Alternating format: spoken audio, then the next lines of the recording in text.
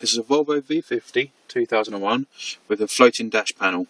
They called it floating because there's a massive gap behind where you can store stuff and a storage pocket behind, and the panel floats in front of the dashboard. Now, to remove the stereo, we need to remove this whole floating panel, as the stereo is located just behind it. What we need to do first of all is remove the trim from around the display. If you pop your trim tool in one of the top corners, pop each corner out.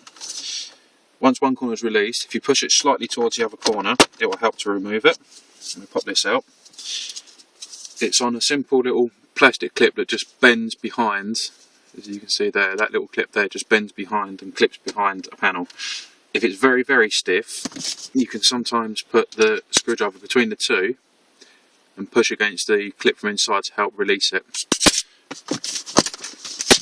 Now we need to pop this little screen out here. So if you look just behind the floating panel, there's another panel on the back of the dashboard which we can pop down. We release this, drop this out of the way. That will now allow us to actually touch the back of the screen and move the screen, as you can see. So you can now put pressure and push it from the back with a bit of force. Some pressure clips, it will pop forwards. It's very, very stiff, so you do have to give it quite a bit of force. Unclip the cable from that, just move them out of the way. That will now gain us access to two Torx screws holding the top part of the panel in.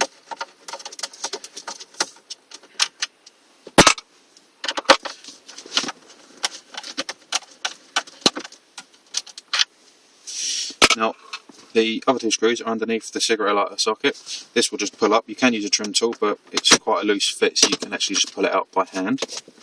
You will find the other two Torx screws holding the bottom part of the floating panel in place.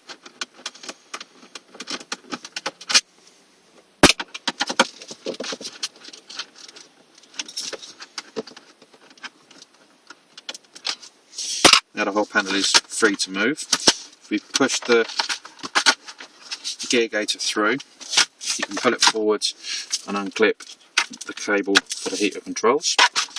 And we can remove the panel completely out of the way. Now all that's holding the stereo in is two more Torx screws.